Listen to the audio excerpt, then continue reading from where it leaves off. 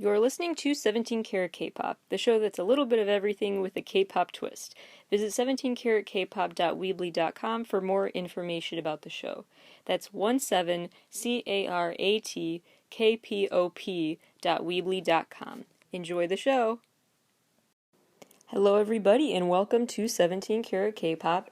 This week on the show, we are going to talk about the K-pop fandom in India and all sorts of other things related to the content that Rolling Stone India has been putting out these past few years. They've really had this blossoming K-pop sector of their music reporting and coverage, and they have a lot of original coverage and interviews now with K-pop stars that I'm a big fan of, and I really hope to shine a light on what they're doing, so please make sure you don't just follow Rolling Stone on social media, but Rolling Stone India specifically as well. Sign up for newsletter alerts, things like that. And we're going to talk about some of that K-pop coverage from India with Riddhi Chakraborty. She is the senior writer and video producer there for the K-pop sector, especially of Rolling Stone India. So I'm a longtime fan of her work, and this is very exciting and an honor to talk with her about what she's done. So enjoy our conversation after this commercial break.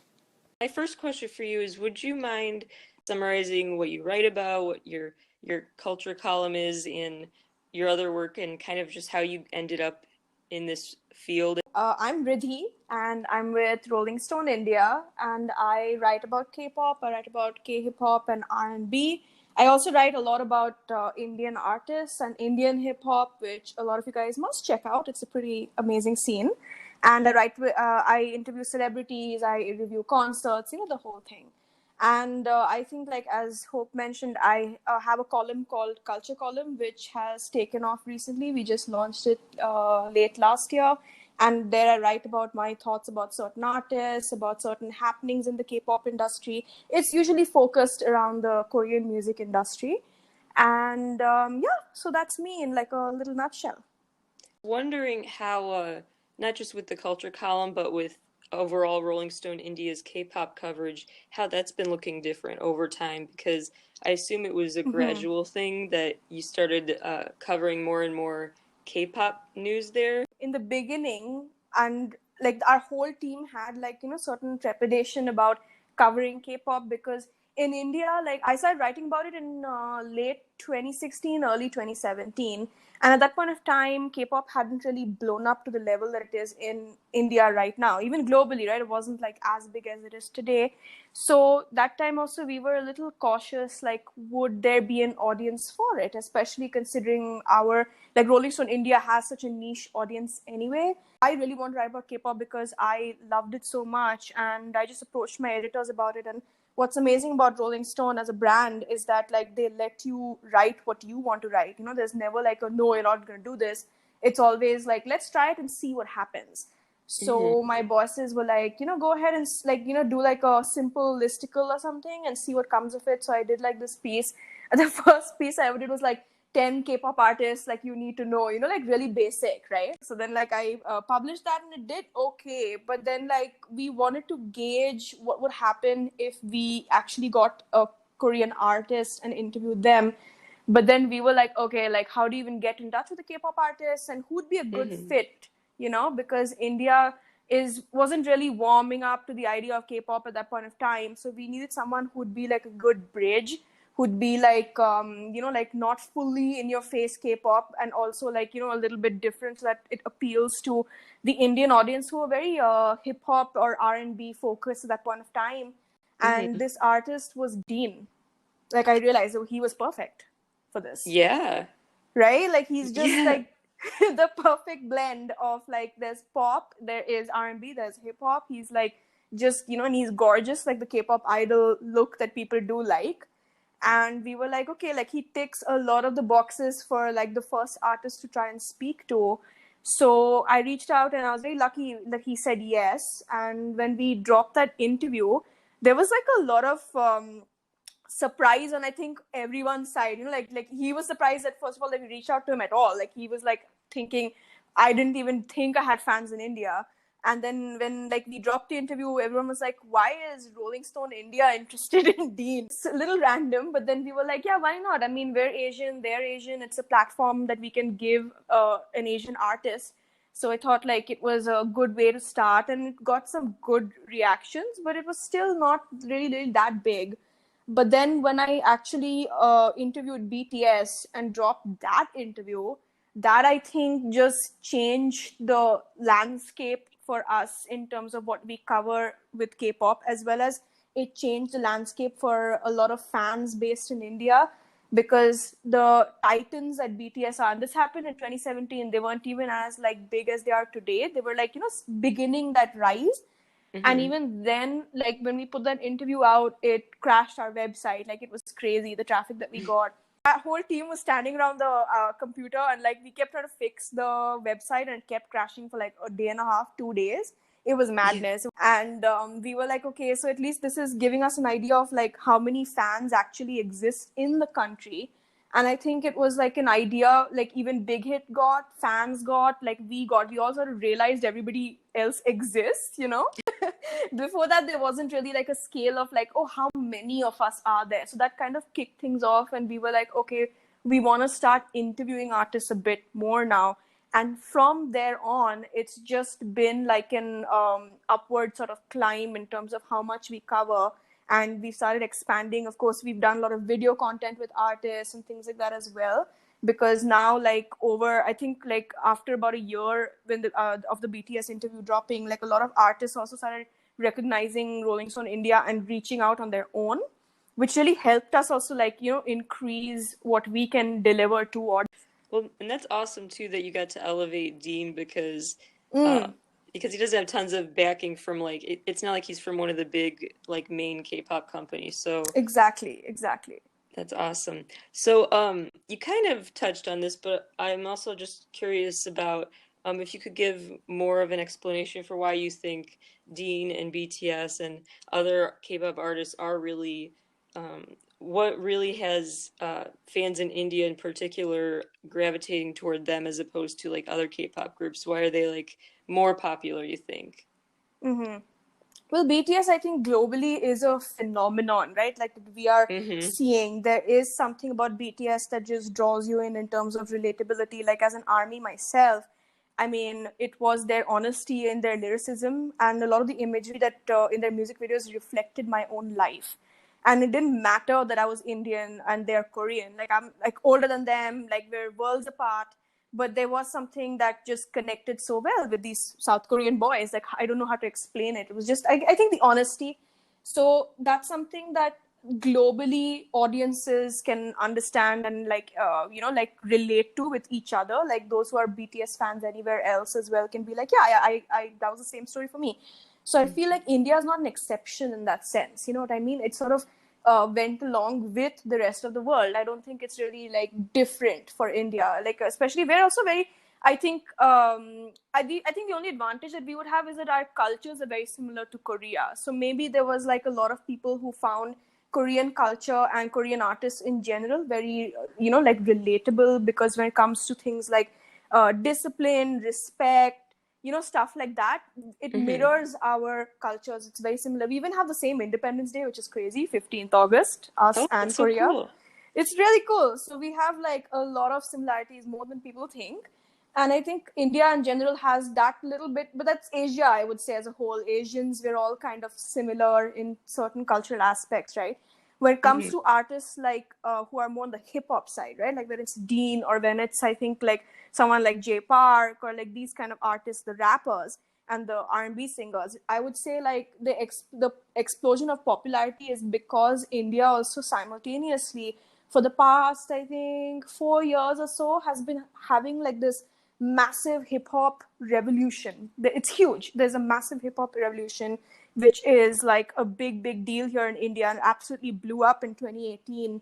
So I think the country was already getting sort of attuned to that, beat, to that sort of Mm-hmm. idea of like how artists tell stories with lyricism and beats, so that a lot of people across India were discovering and getting into the culture of hip hop itself, young, old, whatever. And like with the rise of Indian rappers, like I think there was this urge to expand and learn more and find out. And as you take dives into platforms like SoundCloud, like, and because India, like, again, internet connectivity also, like, I think this is the most connected India as a whole has ever been, like even in villages and things like that. Mm-hmm. So suddenly there are no more walls, there's no more barriers. So a lot of people are taking deeper dives into YouTube and SoundCloud, and like, now Spotify has come in.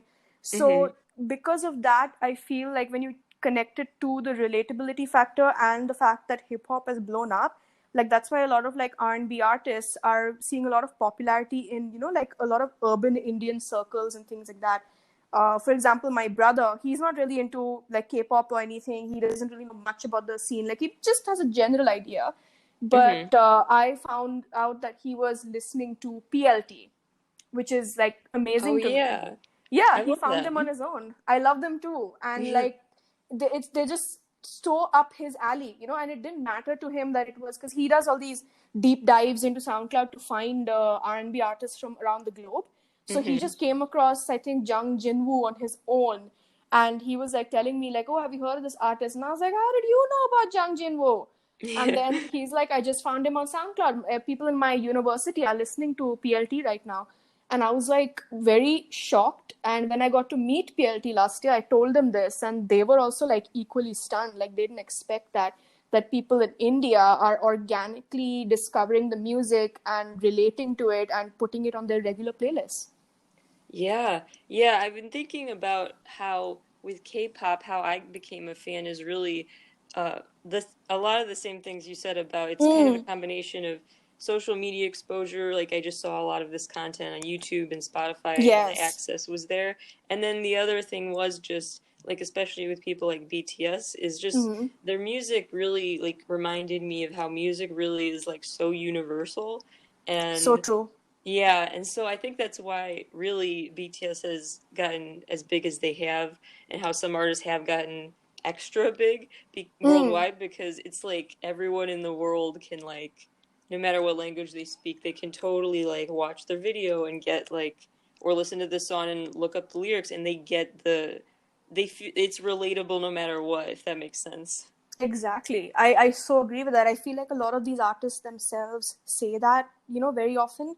Hmm. I know like RM has said it. I mean, like many artists have said, like, like music is beyond like boundaries, like race and language and things like that. And that's something I've grown up believing in. Like my family is very music oriented. So we, are so open to discovering artists from around the world. And once you open your mind to that, like it's limitless who can come in as a musician and like just completely change your life. And that's what I feel about K-pop and K-R&B and hip hop as a whole. Like once I opened my mind to it and found out about this world and like sort of like, like did my research, it totally changed everything for me. And it sort of ended up defining my career path as well. It can do wonders. Yeah, I was hoping to hear more about what you wrote a little while back about Spotify specifically, because Spotify just more recently came to India, and it sounds like for fans in India, they were able to turn it into an outlet to like figure out how to like stream a lot and prove to artists that they should come tour to India because there is enough fan excitement for a tour or for just more like bringing attention to the fact that they're fans. In India, there isn't really a charting system, like a solid charting system. We have the iTunes, like charts, but it doesn't really give you a number of the amount of streams and things like that. Like Apple does not disclose all of that. I think Spotify has always been pretty transparent about certain numbers, like which country, like, ranks here and there. Especially, like, I have been lucky enough to see when I went to Korea, like to meet with many companies, and I was lucky enough to see the back end of the Spotify pages, like what it looks like for them. Oh, that's And so cool. it's amazing, like, and they were like very like willing to show it to me and everything, like several companies. And it was so cool because like I think India got Spotify in February last year, so it just completed 1 year. And at this point of time, I was in Korea in June or July, in June I think. And that was just a couple of months, right? Spotify had been around, but already a lot of the Korean artists, like when they were looking at the countries that they're streamed in, right? It's like top 20, top 30, whatever. India is ranking within the top 20 for most. And this is like you're competing with countries that have had Spotify for many, many years.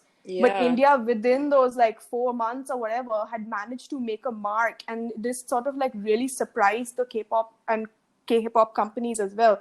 They were like, yo, we did not think that it would show up at all in like on this list, because it only shows you the top 30 or something like that.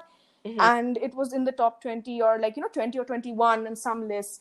And it shocked me too. I was also like, whoa, like this is way more people listening to these artists in India than even I thought. And what happens is when Spotify also releases, artists like if they release numbers, which countries are streaming what, and the artists can see a lot more detail than Hmm. a normal listener can. So that does so much, because many of the teams that work with the artists told me, yeah, we decide where we're going to go when we look at streamings like this, like when we look at these sort of lists. Of course, that's not the full like deciding factor. They can't Right. actually go to all the 20 Yeah. countries on that, but it's definitely a factor that lets them know, okay, like let's keep an eye on this country, let's see what happens there, what Mm. else is happening in terms of the scene being recognized. And then they'll think about like coming and maybe even just testing the waters out. So it's like super important that Spotify made this move. Like, I don't know on Apple's side what the artists see. I think there is something similar now, like they did introduce it. So I feel like there is a similar statistic, but I feel like in India, especially, I feel like globally people do like prefer streaming on Spotify, if I'm not mistaken. That seems to crop up as like, especially for K-pop fans, the place to stream outside of YouTube. So I Mhm. think like it's like a good global sort of consensus, like, okay, like let's go stream this number, let's build the number of streams on Spotify. And Spotify seems to have like this bank of information, which is pretty incredible. And since they've been around for so long globally, I think they are also able to gauge, like what certain trends and things are, which I absolutely like love. So I think it plays a key role. Like, I think for when it launched here, the K-pop fandoms were most excited than anybody else, because they were like, okay, this is like a direct route for artists to sort of see what we're doing, like that we exist. Even if it's like 100 people, we will all stream, so they know there's 100 people. So Right. it became like a endeavor like that. So it's definitely very, very required, I think, something like Spotify to sort of inform the artists. Because I've seen the result myself. I've seen artists like have that moment of like, oh my God, when they see that India is streaming. Yeah. Yeah, I'm thinking that's really how I really got into so many K-pop groups, really is in big part it was thanks to apps like Spotify, because Mm, they have all these, recommended for you the picks recommended, then. yeah, And yeah, yeah, then, yeah, yeah. so it basically they recommended and like led me to all these playlists and other artists, and then it just was one after another that I was into. Um, Mm, which I think YouTube has that effect too. So, do you know yeah, for me it's specifically? YouTube. Yeah. Yes, do you know specifically like how YouTube has really been used to like show uh or has shown like fan enthusiasm for K-pop? I think, like, for sure. I mean, we have seen now with how fandoms attempt to break the streaming records. Yeah. Yeah, the views, like with Blackpink, like we just saw, like that was crazy. Yeah. And I think, like, I remember like when I first was on YouTube, like as a kid, and I was just like, oh my God, and like what it's evolved into now. It's like artists and musicians like rule the roost, right? It's not so much creators anymore, which is pretty interesting to like witness. And I feel like YouTube has definitely become a tool for fans again to declare that they exist, to show support for artists, and also to promote their artists, like like to send people YouTube links, and then like just generally by engaging with a certain video increase its chances of popping up in recommendations and popping up on playlists and things like that. Because that's definitely something that I think is so important, because that's for me, like, YouTube back in the day was the route where I discovered a lot of my favorite bands. I discovered BTS on YouTube, Big Bang. Like these are all like for me so integral. EXO, like I discovered all of these artists because they kept popping up in the recommended. Like legit, I was watching, I was watching like Psy Gangnam Style when it first came out, and in Yeah, the yeah. recommended, like Big Bang popped up. watching Big Bang, and then BTS popped up. Then I watched BTS, and then EXO popped up, and it was like this incredible chain reaction That's that how it it just was for leads. me, yeah. Yeah, you know, like you can relate. Like it's totally one after another. You go into these YouTube binges, and you just like even yesterday I found a new band, and I was like, it happens all the time, and I think Right. that is for me the most like I think comfortable tool to discover music. Yeah, and I think it's a big part of driving the conversation too, because like when I would discover a new K-pop artist, or I would like want to tweet about it or post online elsewhere about it, and then Yeah. then they reply to that tweet and they retweet it or they share it too or they go to the Mm, video. It's like I feel like then the fans really do like it is almost like a sport of like teaming up to like stream a lot and share mm. things, and it adds to like the culture of like fans showing how much they like K-pop, really. Definitely, definitely. I mean, it's part of like fandom culture, even if it's not about K-pop, because I remember like doing the same thing when I was 12 or 13, and I'm like a fan of like Tokyo Hotel, or if I'm a fan of My Chemical Romance. Like, this is what I was doing back then too. Like, I was just sharing these YouTube videos, and that's how I found a lot of these bands. So I was like, I mean, I think it's just been YouTube since it came into existence, and since musicians, like entered the platform, it's been such a important tool for fandom culture in general, because it's like it is such a gateway because it's free, right? That's the thing. I Hmm. feel like in India, YouTube is, I mean, right now, like it is the most, I think, popular like website in terms of like like video sharing video content, because like a lot of people Right. who now have access to the internet, like to them YouTube must be like, oh my god, like that's what it was for me when I first found it, because I was like lucky enough to access it a little earlier than a lot of people in India, and that's like I'm very thankful for that. And at that point of time also, it seemed like this magic window to several kinds of worlds, right? So like Hmm. even I'm sure now when people discover a platform like YouTube, it is probably the same effect where you're like, oh my god, like this is a platform to things that I didn't even know I could find.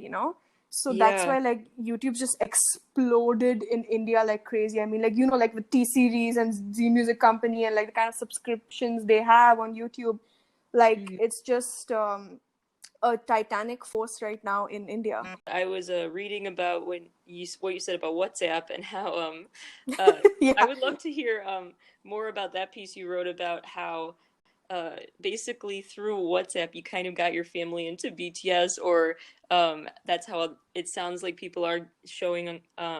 Because the clip you mentioned was like how there's BTS dancing to Boy with Love, but it's replaced with like Bollywood music, and Yeah. if you could talk more about like that kind of how it So works so well.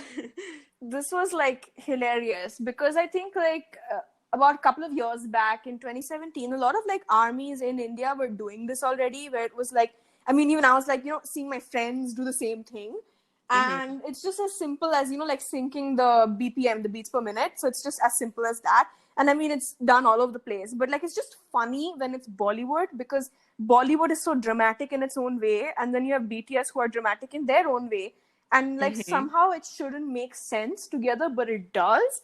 And it's so funny. It's just like, the if you're Indian and you have grown up watching Bollywood films, it just sort of really tickles your funny bone to see like somebody from another country like just dance and sing to this weird song from the 90s that was very much part of your childhood, because culturally there is no similarity other than the Yeah. dancing. So it's like it's the humor of it all that really worked.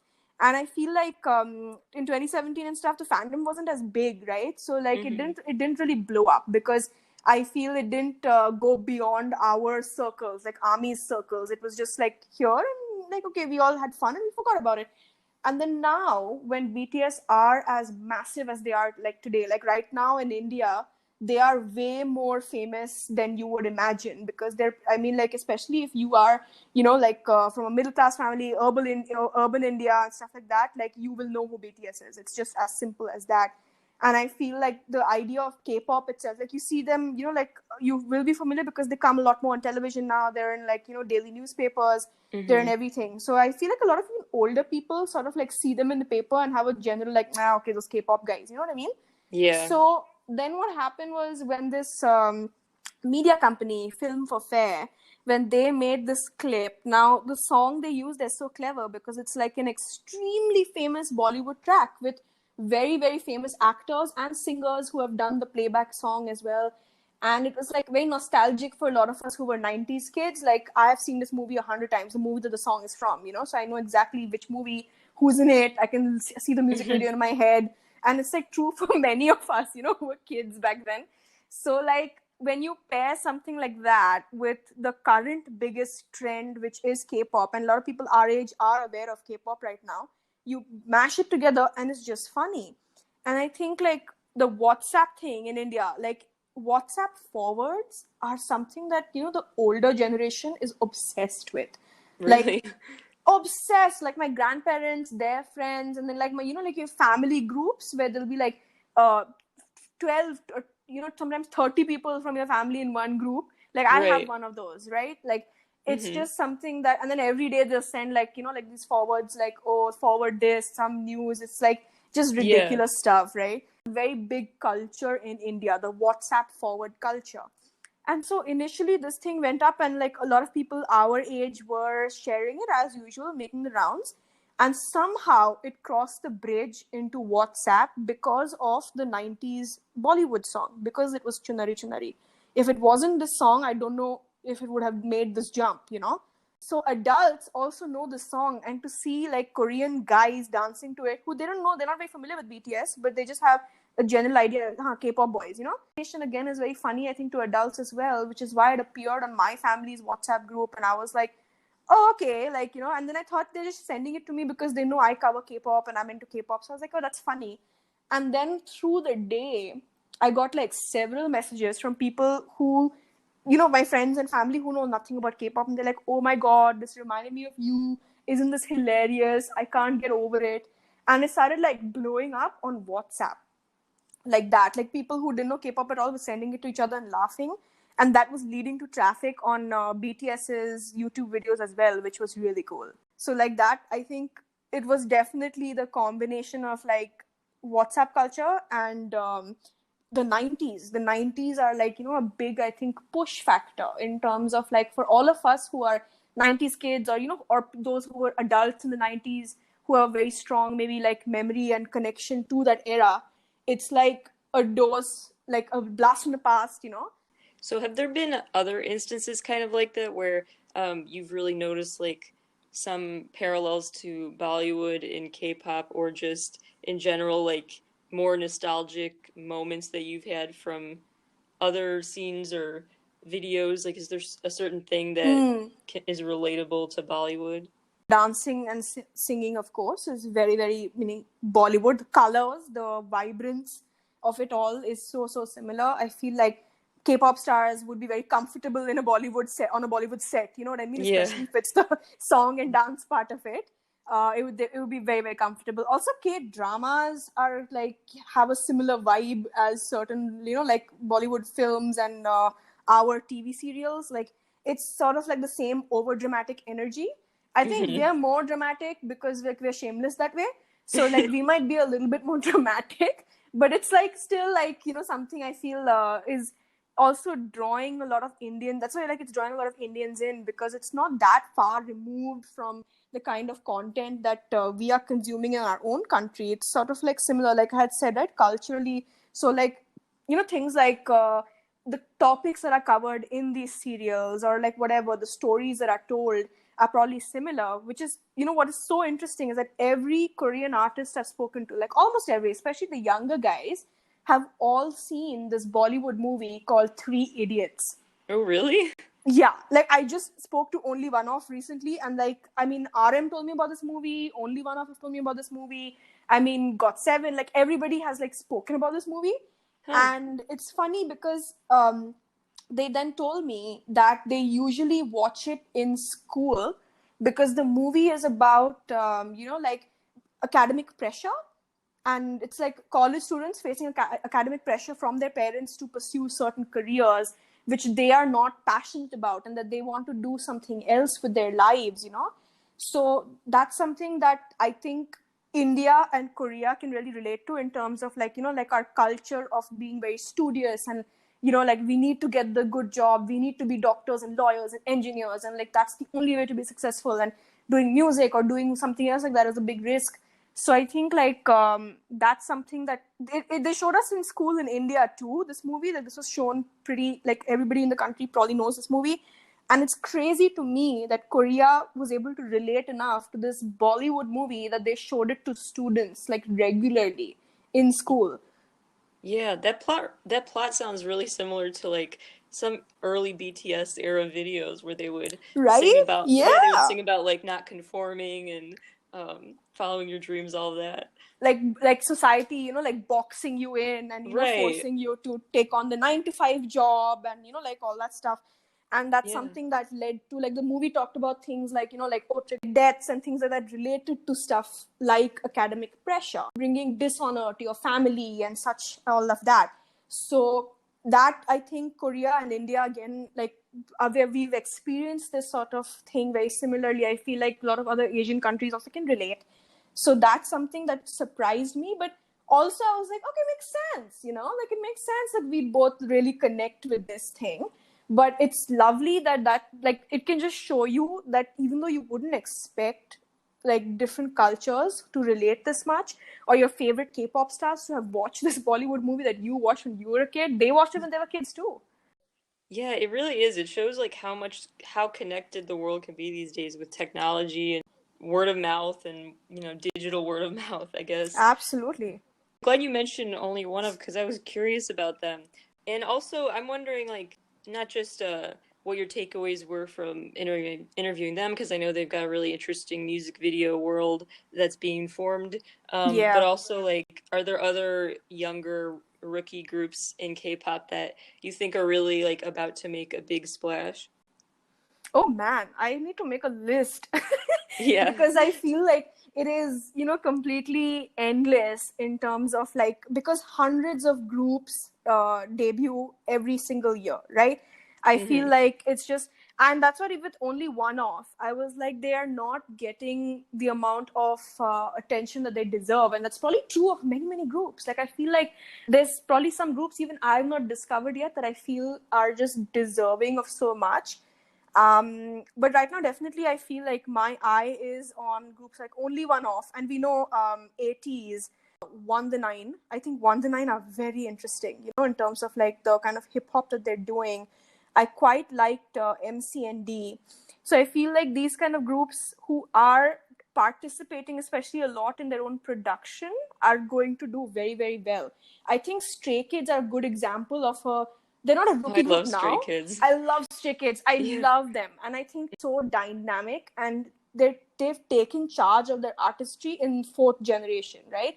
And they're like a brilliant example of what you can do, and the boundaries you can set for yourself, or like rather break the boundaries the industry sets for you. They're a great example, and I feel like ATs are another brilliant example of this, where like that is the future. ATs and Stray Kids, this breed of artists are the future, where like you work in sync with your company, where you're given enough freedom to write your own tracks and produce and talk about where you want to go with your artistry, but like you also sort of like work with your company formula, which we know is successful. So it's like a hybrid, like a partnership, like where the company doesn't completely dictate your artistry and your songwriting, and gives Hmm. you that freedom to explore your thoughts and your feelings in your work. And I think like that is what like will be the future for K-pop. We've seen third generation really fight for that, right up to second gen with G-Dragon and Jonghyun. We saw them fight for this. Like, they fought their companies, and they were like the first artists to dabble in this. And then from third generation, it got a little bit easier because of like BTS. And that sort of opened the doors for groups like ATs and Stray Kids to write and produce straight away from debut, which Yeah. is so cool. I think that is how you can, because I think more K-pop groups are coming out every year than ever, and so Mm, to really like stand out, because a lot of groups, like I've noticed, like I see them do like one comeback and then they're already disbanded, or right? it's just, they don't really pick up momentum. But so I think you're absolutely right about how the way to like have that staying power is really to not follow a formula that's gonna fall apart, but really like put ownership in like this really unique storyline. And I totally see Absolutely. that from ATs and Stray Kids. Mm. Yeah, I see that from G Idol as well. Soyeon is just a brilliant visionary, and I feel like I honestly feel like she's the key example of like let the women take control and see what they deliver. You know, it's absolutely. pretty incredible. Yeah, she does everything, and Yeah. I just love it. Like production, the set design, everything. She's part of it all, and I think like it and Mamamoo. I mean, to brilliant results, right? The more they're involved in their work, we are seeing this like wave of artists coming out who are redefining what K-pop is. It's no longer like, oh, like here your company tells you what to do and then you have to like dance your heart out and then like that's it. This is like actual partnerships and artistry born from those partnerships, which I think is pretty brilliant. I feel like Only One Off put it very well, where they said that we want to make K-pop art, but then also make it like deliver it in that package, in that business model that works, you know? Hmm. And I feel that they've understood this so perfectly, how to work with somebody like Jaden Jong, but also express themselves as musicians and also keep the company happy. Yeah, I think that's kind of the ultimate goal is to walk the line between yes, you should follow like the social media trends or other things that work and you know that will help with promoting your work and like the Mm. formula, but at the same time you have to like walk the line between that and like trying something new, if that makes sense. Oh yeah, definitely. Yeah. I feel like a great example of like this again is Alexa. Alexa is just, Oh I yeah. feel, just outstanding because I've been lucky enough to see and meet her before debut and like get to get familiar with Zany Bros and ZB Label, her company, Hmm. and how they have also thought about how do we evolve the space to include our artist more. So when the company also wants it, it's like it's to brilliant result because like they knew who Alexa was as a person and they spent some time getting, like she's talked about this before, where they spent time getting to know her as a human being and as a person, Hmm. and then work with her to develop the kind of content that they're putting out right now. So it's a lot of like action and girl crush and sci-fi because these are the things that Alexa loves. So I feel like once you incorporate that sort of thing, even the artists, right, like they are more interested, their drive increases. I feel like they get excited about delivering the content to the audience as well, saying like, yeah, I believe in this work, I have put 100% in. And I think that's quite fascinating. A lot of groups I'm seeing this for are like even 3i, they're like amazing. Oh One yeah. Team, yeah, One Team are so good. They have a really good couple of songwriters in the group, which I really, really think is interesting.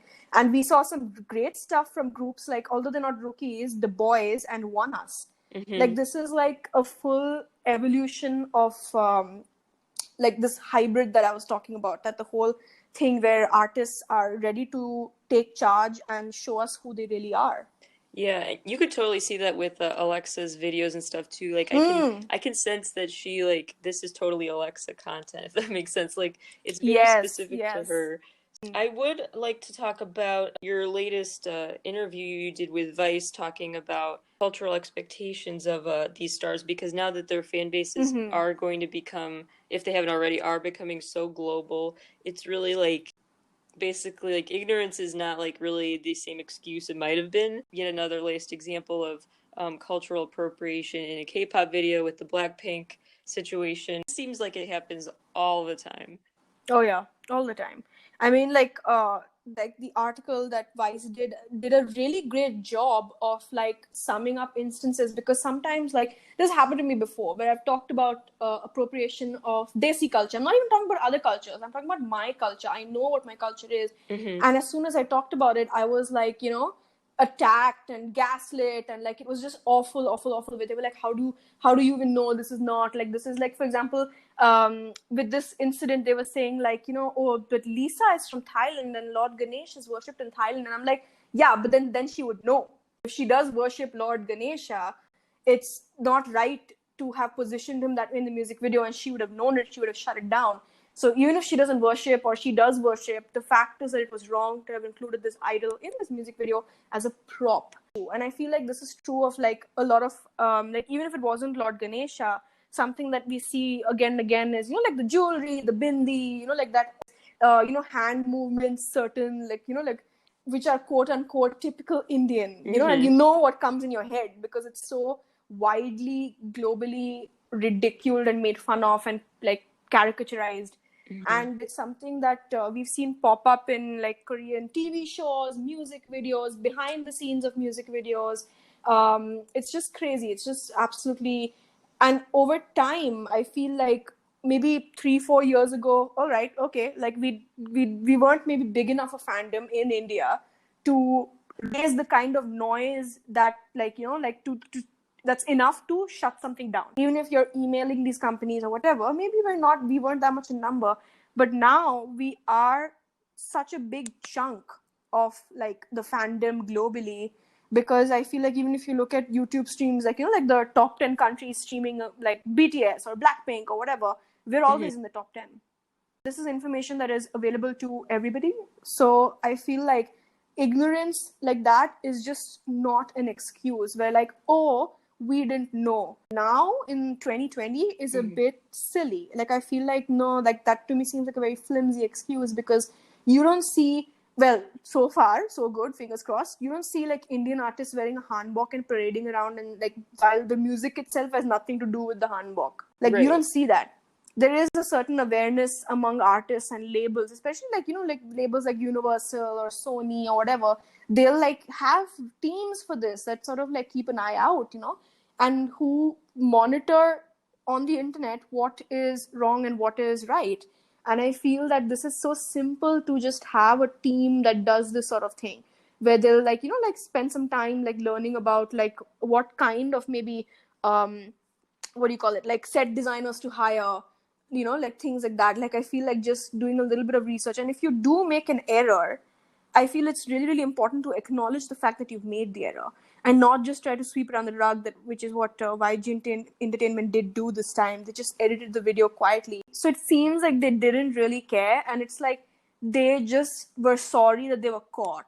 Yeah, I was thinking about that, how it was such a missed opportunity that YG just YG Entertainment just like edited the video. So I mean, that was a sign that yes, they did hear the backlash, like, Yes. but it's like not enough to own up to it, I guess. And like I was thinking also about like the latest incident with of appropriation of a different kind with the 80s and one of the members with 80s, the yes. cornrows in the promo pics, and how the company did issue a statement apologizing, saying they won't have him in that hairstyle for the comeback. The promotions, Right. yeah. But I guess what I'm still like feeling falls flat is that there are all these words that these companies have, but like they didn't say how they're gonna like go forward. Like, are they gonna hire like an inclusion advocate? Are they going to study We have no up, like, clue. you Yeah, I know? feel like it's such a strange place, right? Because we don't know what action they'll take. We don't know what their way of dealing with is. I mean, like,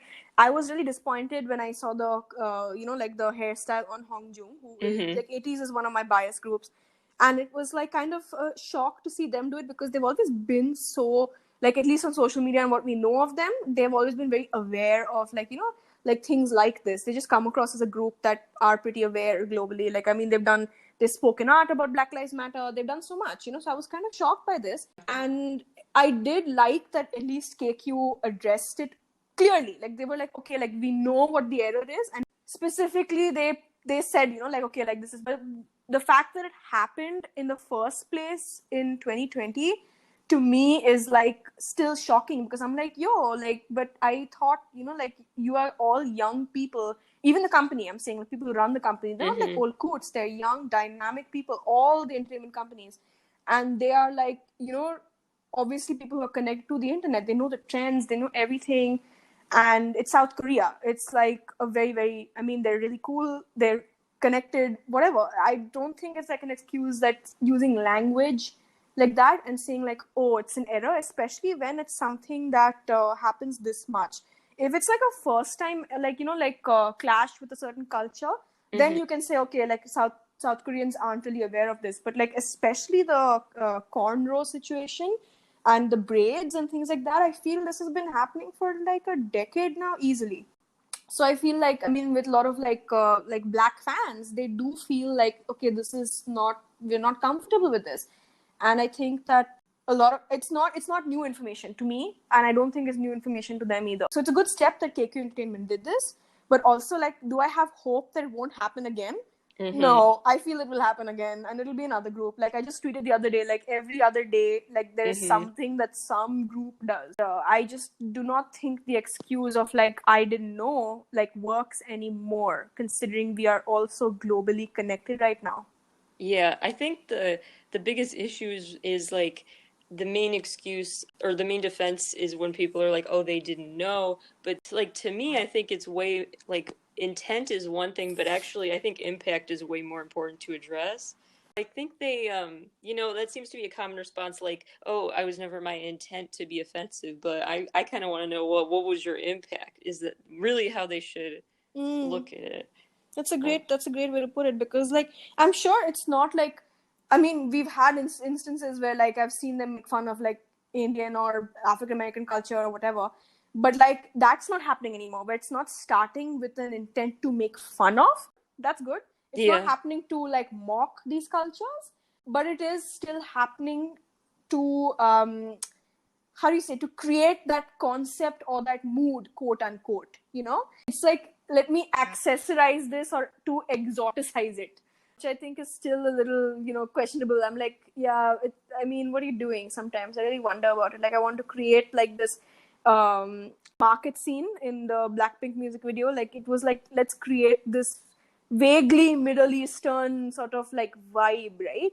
like It's treating it still, as a fashion trend or something. yeah, like these are like especially with the presence of Lord Ganesha, like I feel like the backlash would have definitely been less if they knew what the statue was, and if it was incorporated into the storyline, that into a storyline that made sense.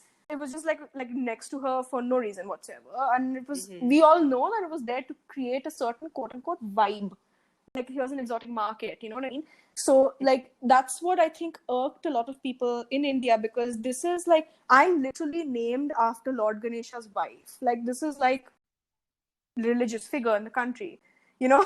So Yeah, like it was like a big big oops, I feel like to not like acknowledge what he is.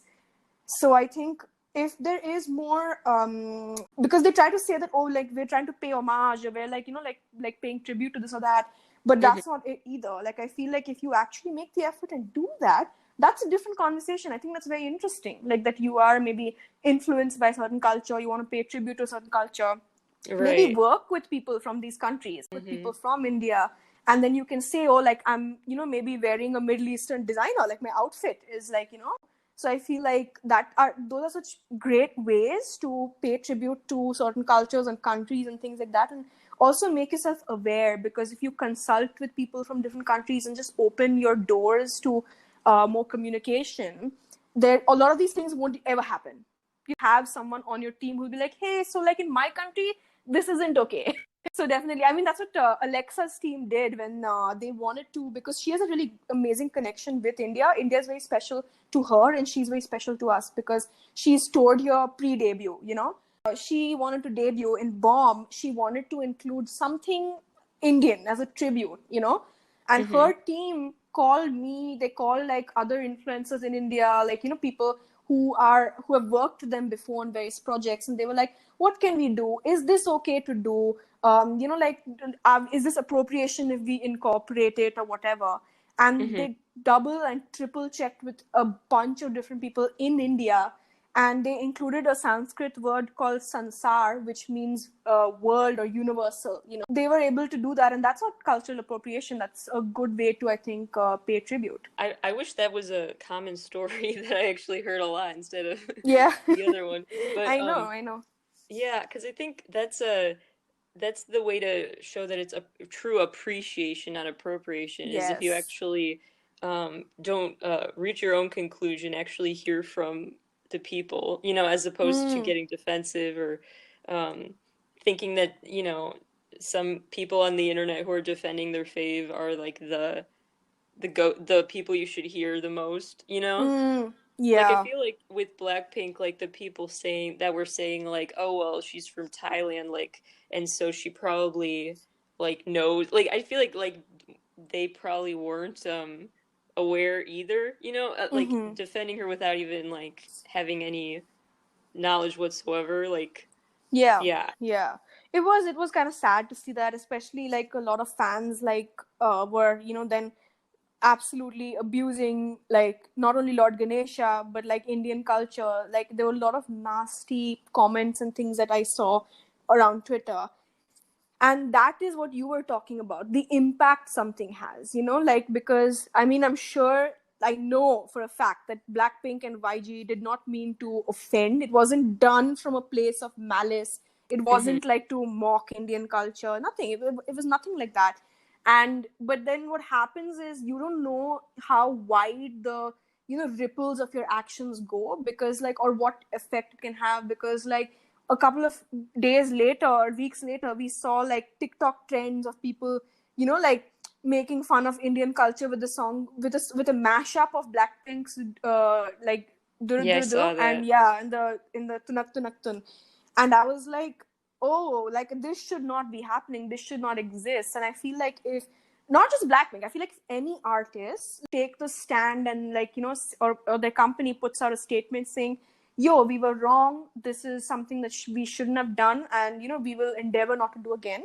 I feel that also helps cut down the amount of potential racism or ignorance that can arise. That energy that the artist is then putting out, right, saying, okay, we made a mistake and here is why it was wrong, then a lot of the fans will learn something new about a new culture, and maybe they won't be like like as ignorant or whatever. Like we won't see such hateful comments and things like that.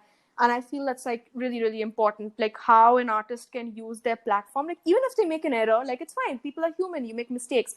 And I feel like if this happens with a company or an artist, this is a great way to like acknowledge your mistake and sort of like maybe turn it into something positive where you learn something new from the entire experience.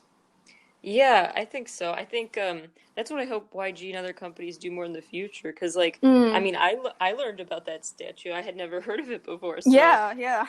if they really could like find ways um to educate and really make correct their mistake by just showing what they learned and studied. So I just yeah, I hope to Mm. see more of that in the future, especially Yeah, fingers crossed. yeah, Yeah. and just hope that they realize that it's not like a, a detriment to their career if they speak out about this stuff because that's the main reason I think they don't respond is because Hmm. they're worried about suddenly then their artist has all this negative publicity. But actually, I would argue that you probably have better publicity over time if Absolutely. you I know? agree. I agree. I mean, like, it's with a lot of artists. Like, I really respect BTS and ATs and such for, like, actually putting out whatever they've done in the past. If there's any apology that is put out, a statement about it, something that the artist addresses, it just helps you to know that this artist can grow and become a better person. This Hmm. company, like, allows that to happen. You know what I mean? This company also grows and learns from the experience. It's not repeated. So I feel like you as an audience, and not to mention press globally, are like, okay, like this is something positive that came out of the whole thing. So like you said, I feel definitely like it can instead be a very positive thing where it can lead to a lot of change and like add some good, amplify the good reputation of the artist instead of bringing down their career or anything like that. At this point, I really don't think that owning up for whatever error you made is a bad thing. I think it's a good thing because Hmm. people learn that you are mature and you can grow. Absolutely. We're running low on time now, but Mm. really quick, I do want to give you the chance. Where can my listeners check out what you've been writing, your column? Where can they follow you on social media? Stay up to date.